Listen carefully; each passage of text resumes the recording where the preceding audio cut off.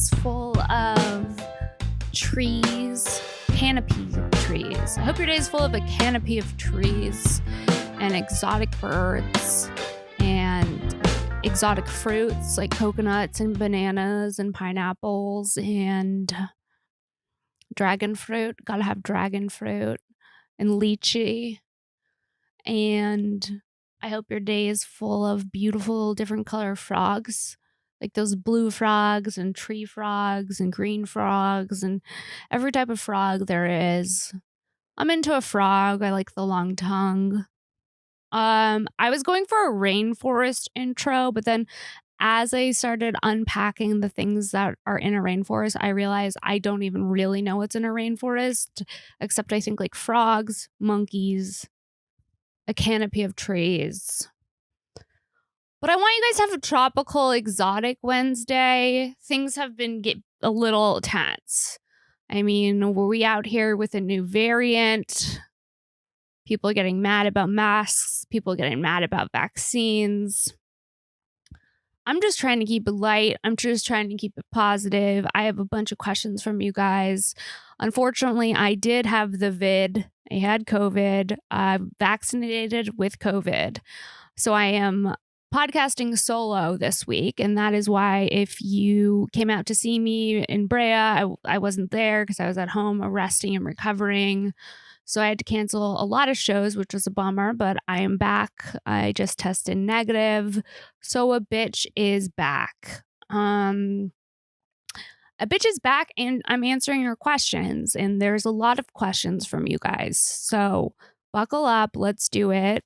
The first question, which I personally think is the most important question. I'm going to get to this question, but before I get to this question, I just want to tell you about something that excites me, and that's socks. Oh, yeah. Look down at your shoes right now. Look down at your feet right now. If you're wearing shoes and you're not wearing socks, you're a goddamn pig. You're a monster. You're creating a very moist, unhealthy environment for your toes to produce all types of fungus and bacteria. I can't know you if you're someone who wears shoes and no socks. I think you're a disgrace to society.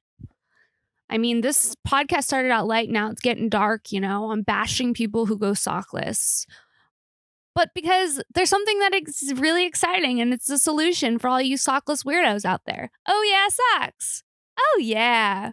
Oh, yeah, socks is this amazing, amazing sock company that collaborates with different unique sock designers and artists to bring you the most amazing designs. Some of my favorite designs include the Mr. Rogers socks. I have them right here.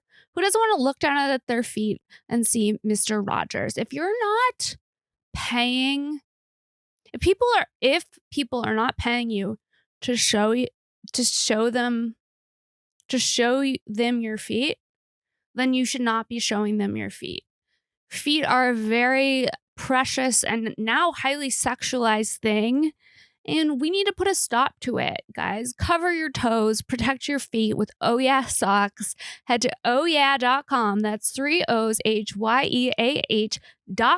Enter discount code SARA10, SARA10 for 10% off unique sock designs. Yeah, they have MacGyver socks as well. I mean, I'm also wearing alien socks. Who doesn't want a pair of alien socks? And who doesn't want to also support the show while getting a pair of really cool socks? They make great gifts.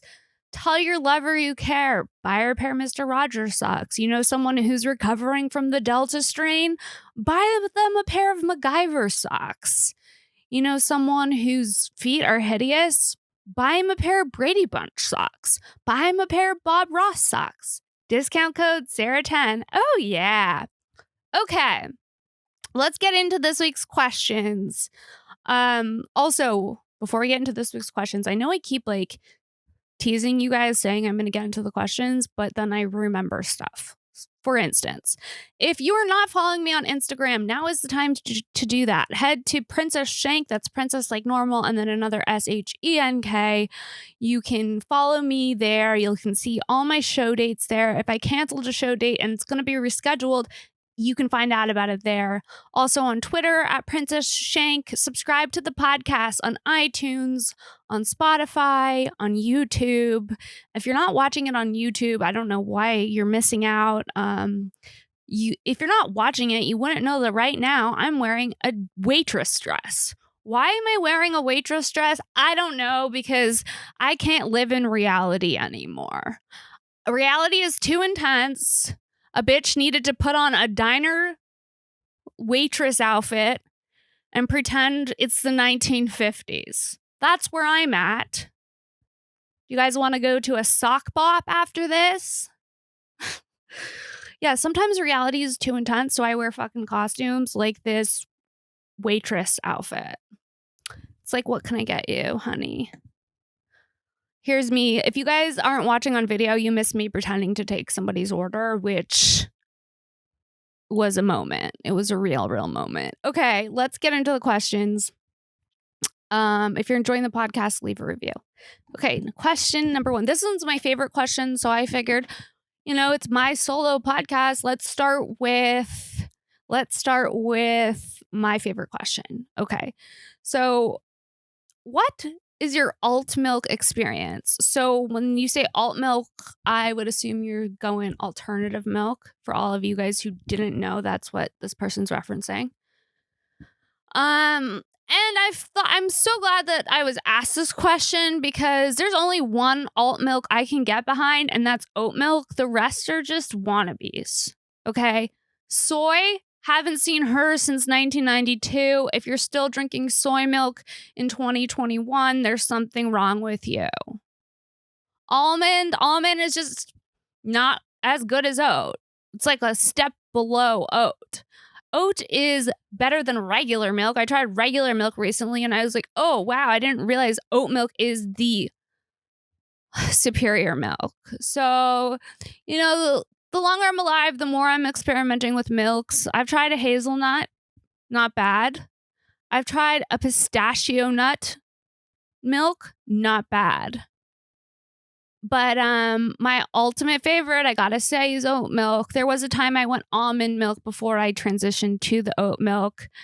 If you're not on the oat, you're missing the fuck out. Get on oatmeal, man. I mean, oat milk. Get on oat milk. Do yourself a favor. Cut out the lactose. Pick up the oats. It's so good. I use oat milk even in macaroni and cheese. I don't know who's asking about my milk experience, but I'm giving them the nitty gritty details. I'm answering all the questions you guys want to know. So, somebody asked me what television shows I'm currently watching. Okay, so when I was sick with the vid, I watched Physical, which is a series about an aerobics instructor in the 80s, and it's on Apple TV. The lead is played by Rose Byrne. It was a fun fucking series, I'll tell you that. It was wacky. She was in her aerobics outfits. I was like, hell yeah, this is getting me through some dark times. I watched that, and then the show that I'm most excited about that I just started and I'm already almost all caught up with is White Lotus. It's on HBO Max with Jennifer Coolidge. If you haven't seen that, highly recommend it. It's just like a weird series, and it's in a cool environment. Everything takes place at this like resort called the White Lotus. And every episode has its own feel. I don't know. I recommend it if you guys are looking for something to watch.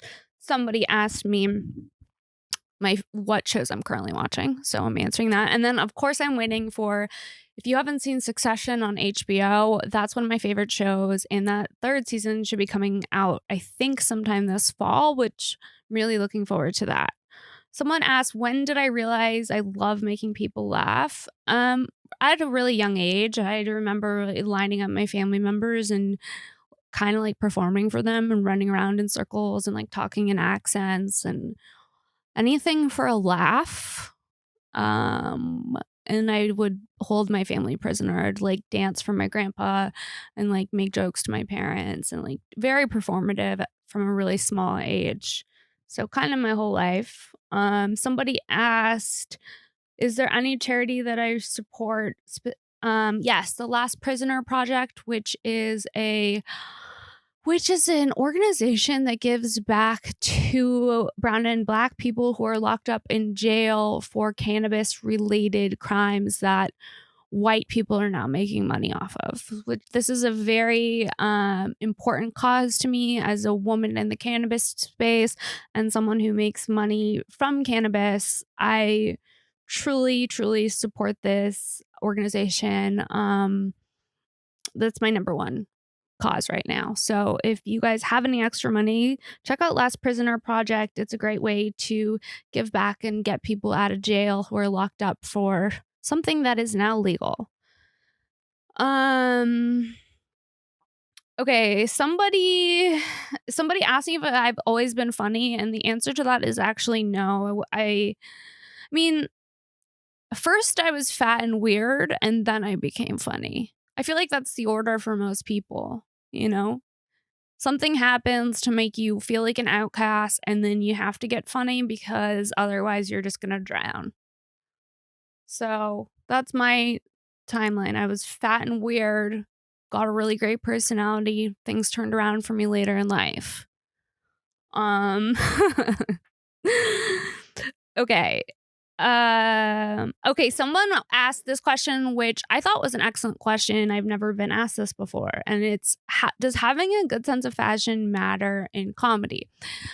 I don't think it matters, but I think if you have, a unique style perspective, it makes you interesting. People are it's a good I love like a performance. I love a costume. I mean, a bitch is wearing a waitress outfit right now, so I don't know. I just wear whatever makes me feel the most comfortable and the most confident. And I feel like how I dress on the exterior is how I'm expressing myself on the inside. I guess. Like, I like to dress to how I feel on the inside. And inside, I'm a quirky, weird girl. So that's why you'll notice some of my outfits are out there. I love like my sunglasses I have in the cabinet over there. They have teeth on the side of them. I love a cat eye. My favorite shoes in the world are these slides with eyeballs on them that I wear around the house. You know, I just, I feel like fashion is a way to introduce yourself to people and a way to express yourself, and people can understand you more if they understand if you tell them a unique story with what you're wearing. That's just what I feel, and I've always loved clothes. So I don't think it matters. I think it can add, though. I think there's plenty of comedians who are fucking hilarious that dress like shit, and some of them are the most funny people in the world. And then I think there's another element of when you have an interesting outfit, it adds something else. And if that's who you are and you're expressing yourself from a place of authenticity, then people are gonna get behind it and people are gonna try to understand you more. For example, like Doug Stanhope. Doug Stanhope dresses weird as hell, and I think that adds to his performance. He's always in like a tweed, like thrifted suit. It's interesting. It tells a story. I'm just like, I love a performance. I love a costume. So for me, I do think it helps, but I don't think you have to be fashionable to be funny. I think some of the funniest people are the least fashionable. And then later they get stylists and they become like, you're like, wait, who is this? They start dressing like Sebastian, like leather jackets and like steezy outfits. Um, Someone wants to know what's worse, Velcro sandals or Birkenstocks. Okay, so obviously Velcro sandals, because Velcro is the most disruptive fabric in the world. I don't know why do we have silent Velcro? Is that something that exists yet? And I'm like, we need a solution to Velcro. If you're doing Velcro, you're not getting laid. No one who has Velcro anything is consistently fucking.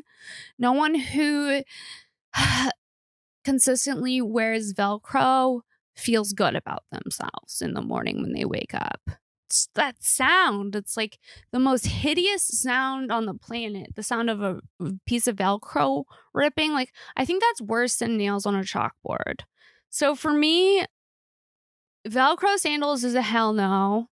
A Birkenstock I can get behind. I think that Birkenstocks, people have people have misconceptions about Birkenstocks, man. They think like, oh, if you're wearing Birkenstocks, then you're like a white person with dreadlocks and you eat a lot of granola and you get stereotyped. But let me tell you, Birkenstocks have made a comeback. People are wearing Birkenstocks in a way that is not only chic but impressive. Also, Birkenstocks are not cheap. They're a classic slide, incredibly comfortable and incredibly great for your feet. And they make ones that aren't so granola. Like they have red leather, red shiny patent red leather Birkenstocks that are really cool looking, and I think someone could pull those off. So yeah, at the end of the day, Velcro is a major boner killer for me, and Birkenstocks are better. Okay, was I planning on saying boner killer? No. Do I have a dick? No. What's the most blunts I've hit in one sitting? It's a really good question. A lot. Anytime I've hung out with Rachel Wolfson for an extended amount of time, I've consumed so many blunts in a small amount of time. Like, I want to say 20 in one sitting. 20 over like a couple hours, but like one sitting. Yeah. I mean, I can smoke and I hang out with people who can also smoke. So I've definitely like a weed girl. I'm not really much of a drinker at all. Someone wants to know my thoughts on Pendleton Western wear. Okay. Pendleton Western wear is the best. It is a classic Western brand. Vintage pieces last a really long time. Most of their designs are really cool. They have really beautiful plaids, and a lot of times they'll have, it's almost like a Native American prints, but they're really beautifully done and they're really quality pieces. And anytime I'm thrifting and I find a Pendleton thing, I always put it to the side and either try to get it for one of my friends or save it for myself if it's something that would fit me. I'm getting fashion questions mixed in with other questions, so that's what's happening here. If you don't know what Pendleton Western wear is, Google it. But it's a really good brand that's been around for a very long time. I love Pendleton Western stuff, and I love Wrangler Western stuff too. That stuff seems to age really well, the vintage. Okay, let's see, what other questions do we have? What do I love most about myself? Wow, this is getting a little bit cheesy. No, that's an interesting question, and it's not something that I think we ask people enough. Like, what do you love most about yourself? Because we live in such a self-loathing society. So I think trying to take back that power and give back a little bit to yourself is what it's all about. So I guess what I love most about myself is that I continue doing what I have to do to pursue my career in comedy, which has not been an easy path. And, I like made a lot of sacrifices. I lived at home with my parents for a while before I was able to find my own place and afford my own place. I had to do a lot of self work. I had to sacrifice a lot of relationships. I had to sacrifice a lot of time, going to my good friends' things in my 20s. Like, I miss birthdays, I miss baby showers, I miss weddings just for stand up because I loved it so much. So that's what I'm most proud about. Yeah, I guess my hard work is what I'm most proud of. And a bitch is good at finding vintage stuff. And when I say a bitch, I mean me. Like, I'm pretty good at finding vintage stuff. Somebody else asked they could take me on a date. I'm not taking dates from Instagram anymore. That didn't go well. Yeah, no, someone asked my worst edible experience. Okay, so before I had COVID, my worst edible experience was when I ate an edible, and then I got called on potluck at the Comedy Store, and I wasn't planning on going on stage, and for some reason, when I started doing my set was coming out in a Western accent, even though I am a Valley girl with no such voice. I don't know what happened. It was like, you know how people have strokes and then they wake up speaking another language? That's basically what happened to me. Like, I had an edible. Suddenly the light came on and I noticed the light and I didn't realize, like, oh, had the light just come on or had the light been on this whole time because I was so stoned. And after that, I told myself I would never consume an edible before going on stage. So I haven't since, because that was such a jarring experience. There's nothing worse than bombing in a Western accent when you're not from the South. Um, and then recently, when I had COVID, I accidentally drank this tincture that I thought it was 25 milligrams of cannabis, but it was of THC, and it was 250 milligrams of THC. And I had COVID and I thought I was dying. So I made myself call a naturopath and do like a FaceTime with this naturopath who told me to buy all these supplements. So then, like, the next day when I was no longer high, I just had all these supplements in my cabinet from when I was stoned thinking I was dying, and I called in a naturopath. So that was a pretty gnarly experience. I don't recommend eating a bunch of THC if you're COVID positive and paranoid and by yourself for a lot of days at a time. Um, Also, the isolation part of COVID is pretty gnarly. Like, you don't get to see anybody, which at first sounds really appealing, but by the end of it, you're like, I want to talk to anyone. I called my mom 24 times in one day. God bless the poor woman's soul. Please pray for Debbie. I drive the lady crazy. I couldn't pet the dog because I didn't want the dog to get my landlord sick. So I felt like he was abandoned, which was really gnarly and sad. Um, yeah, and I've just been pounding back the vitamin C, baby. I'm pounding back the vitamin D. I'm pounding back the tinctures. Oh, I'm sorry. Is that going to help me with antioxidants? Let me have it. I'll shove it down my mouth right now, whatever it is. I was taking herbal things. I was taking all of the tinctures, all of the elixirs, all of the juices to get better. And here I am, COVID free, baby. Um, the other thing that's kind of cool, and this is not like a sponsored thing or anything, this is just something that I found, is this company that comes to your house that gives you a COVID test, which was really great and saved me a lot of time and energy having to go out into the world. And they accept insurance called Same Day Health. I don't know why I'm plugging them as if they're paying for this, but if you need a COVID test and you're in LA, they're also in a couple other cities as well. So there you go. Um, but I don't know. I mean, it's like, are we going to be locked up inside again? I'm really hoping not, because I'm getting ready for Skankfest South. That's right. I'll be at Skankfest November 5th through November 7th. So look out for that as well. We are going to take a break and then we're going to record the second half of this podcast. Okay, welcome to part 2 of the solo episode of SHENK with me, Sara Weinshenk. We just took a break because we want to give you the best possible show. I didn't want to, continue on if I felt tired. I took a break. I did a costume change. I mean, I don't know any other podcast where you're going to see the host start off as a waitress and end the episode as a cheerleader. So if that's not a reason to subscribe to my podcast, then I don't know what is. Guys, we did a costume change to keep it fresh, to keep it fun. Yes, I'll be wearing sunglasses for some of this. Okay.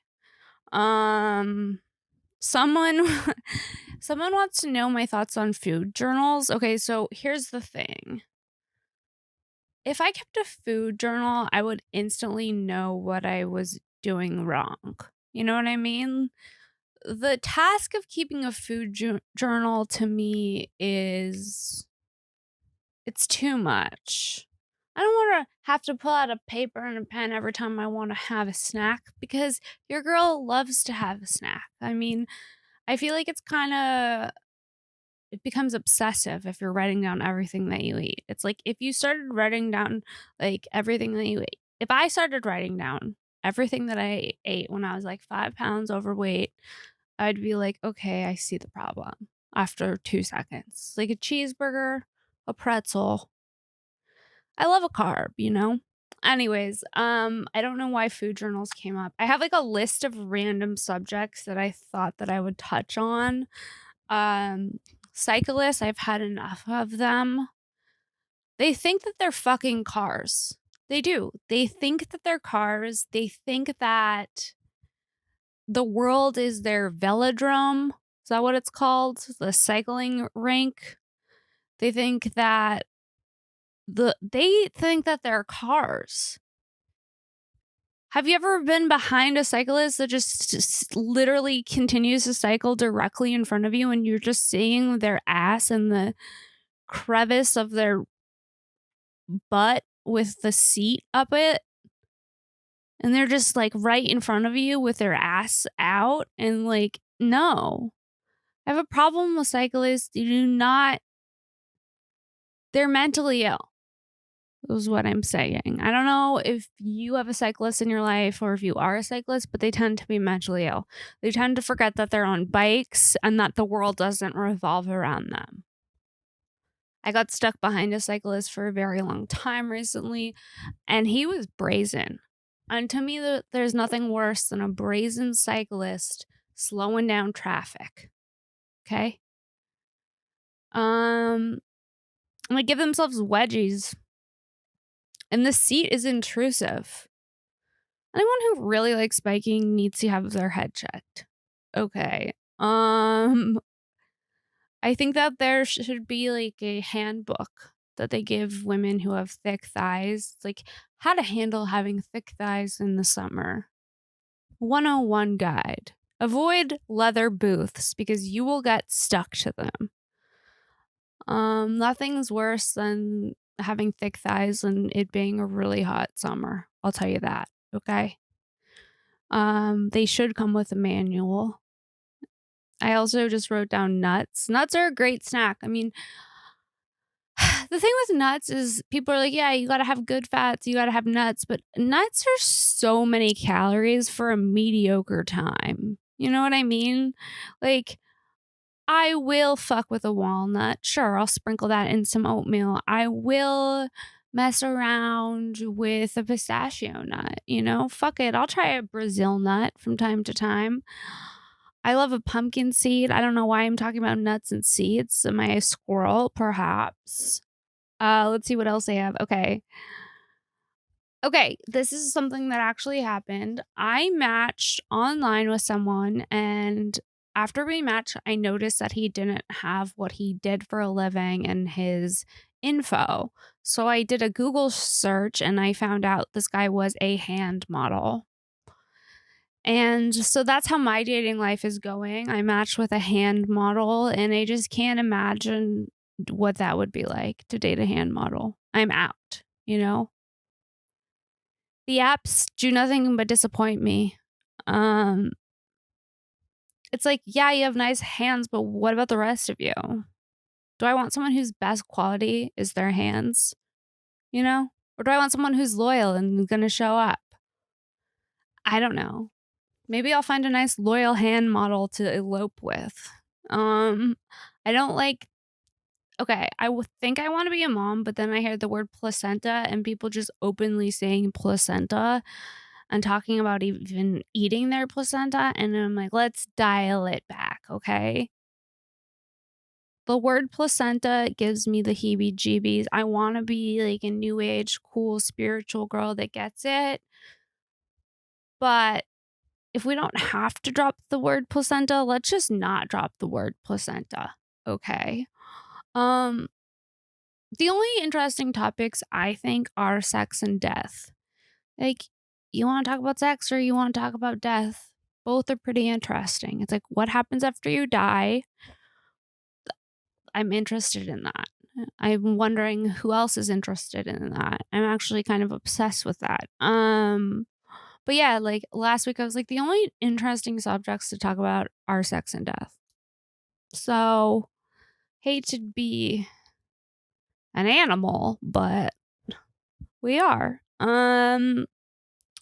I knew that I was having a very boring week last week when I watched a stranger's tarot card during my quarantine. I was like, I'm watching someone else's future unfold. That is insane. Okay, wait. So I forgot to tell you about the Aspire wand. Guys, I'm not going to dab this halftime. By halftime, I mean this half of the show because I'm just getting over being sick. But I cannot recommend the Aspire wand enough for all of the dabbers out there. I decided to take the lid off the box so I could show you what it comes with. So you get the wand and then you get the bangers and you get the cups. So basically you can transform any bowl or glass piece into a dab rig, basically. And you just heat this up and you plug it in, you heat it up, and it's pretty easy. It's really straightforward, and it comes like, it's a really, really nice gift. I love mine. I use it all of the time. I've had a few guests use it before. Josh Potter has one. He loves it. I can't recommend the Aspire wand enough for the dabber in your life. It makes a great present. Head to getaspire.com. That's getaspire.com. Discount code SHENK15 for 15% off. And these make great birthday gifts. I'm thinking of you gifts. I'm taking half of everything gifts. Have a nice life gifts. Whatever the occasion, give the gift of the Aspire wand. It makes dabbing simple and easy and transforms any glass piece into a dab rig. You can put away the trap tools. You can put away the torches, okay? The only time we need torches is when we're making creme brulee. That's what I always say. Do you like that little catchphrase I made? I put my sunglasses on casually. The sunglasses, they look almost like they're 3D glasses. Like, am I going to watch a 3D movie or am I trying to host a podcast? This is the problem with doing solo podcasts. It gets distracting. You catch a glimpse of yourself and you're like, who the fuck do I think I am? I started out casual and normal. Now I'm just dressed in a cheerleader costume, wearing what looks like 3D glasses alone, crisscross style on my bed, talking into a microphone, looking out to you guys, asking you to love me. This is where we're at, people. Was this part of the plan? No, you know. Okay, what other questions do people have? Oh, here, this is just this thing I realized is the girls who peaked in middle school are now divorced. So shout out to them. Shout out to all those bitches in middle school who are not nice to me. Sorry, he's not paying the alimony, you know? I wrote down feather because I feel like feathers, people are really into feathers or they're not into feathers at all. I feel like there's no middle ground. Like, for some reason, the feather had a really hot moment in the tattoo world. People were getting feathers left and right, you know? There's also people who, when they find a feather, they'll save it. It's like, well, why? It's not yours. It's not your feather to take. I also don't know, like, what's attached to the feathers. The avian flu. We're living in 2021. What kind of fucking viruses are coming from the ground now? I don't know. Don't be picking up rogue feathers. People who have feathers in their hats need to leave the earth. Like, those are the first people that should go to Mars. I don't want to look at them anymore. If you're walking around with a large hat with a feather on the side of it, it's time to leave. Occupy Mars. Take a rocket ship on out of here. See you out there. Someone wants to know if I had the option of going to space, would I? Yes, I would love to go to space. It kind of seems scary. But also imagine getting to see what else is out there, and then you come back and being like, "I'm just a really small speck of dust on a very, very large, expansive planet." And I think having that type feeling small in any way like that is good for you. Like, going to the beach makes me feel small, and it makes you realize that there's so much more out there, and that, the natural world is so beautiful and so mysterious in so many ways. So if I could go to space, I would love to go to space. Blast off, motherfucker, you know what I mean? Um, hot dogs. I just wrote down hot dogs because I feel really guilty. Okay, I bought a pack of hot dogs, and I know my vegan listeners probably are gonna stop listening right now. I bought a pack of hot dogs, and then I didn't eat them, and I'm really sad about it because I feel like I'm wasting hot dogs. I don't know why this is coming up. I guess you start talking about how you waste hot dogs on a solo podcast. Nowhere else do you start disclosing these types of details about your life. Anyways, feeling guilty about it. I have Catholic shame. I'm a Jew that went to Catholic school. Catch me confessing about wasting hot dogs. This is what podcasts are for. People, when they put on podcasts, they're like, I just want to be taken away from my everyday life. And I'm like, here, climb aboard the SHENK train. Let me tell you about what's bad in my fridge. Today, it's hot dogs. Clean out your fridge regularly, people. Don't be me. Don't be one of these people where you don't know what's going on. You can't have multiple ketchups going. Keep it streamlined. Keep it tight. The inside of your fridge says a lot about you. Showing somebody the inside of your fridge is very vulnerable. I've done it before on this podcast. I might do it again when I'm feeling great, when my fridge is in the right condition. I need 24-hour notice before someone's just going to come looking in my fridge. It's pretty clean for the most part, but I might have to tie up some loose ends. And by that, I mean like wipe down some surfaces, tidy it up a little bit. I don't know how we got here on the subjects of the inside of fridges, but this is a podcast that is going to go down as being one of the most entertaining, nonstop, action-packed podcasts of all times. Okay. One thing I wish I knew when I started comedy is that it takes literally everything. It is a major commitment. I said this earlier on the beginning of the podcast, but it really truly is. I mean, you're giving up your nights, you're giving up a lot of weekends. It has to be the number one thing. You have to be doing it all the time to stay good at it. You have to constantly be writing. You constantly have to be pushing yourself. And yeah, it's a commitment. So I wish I knew how much of a commitment it was, and I wish I knew how much I would have to sacrifice to do it ahead of time, and I wouldn't change any of that, but it just is it is what it is. It's sometimes it's a bummer when you think about the things that you haven't been able to attend, or like the moments you've missed, but ultimately at the end of the day, I couldn't see myself ever doing anything else, and it's all worth it. Someone asked, who are my comedy influences? Okay, so growing up, I was obsessed with Robin Williams. Mitch Hedberg, because he showed me that one-liners can be super powerful, and I love a one-liner.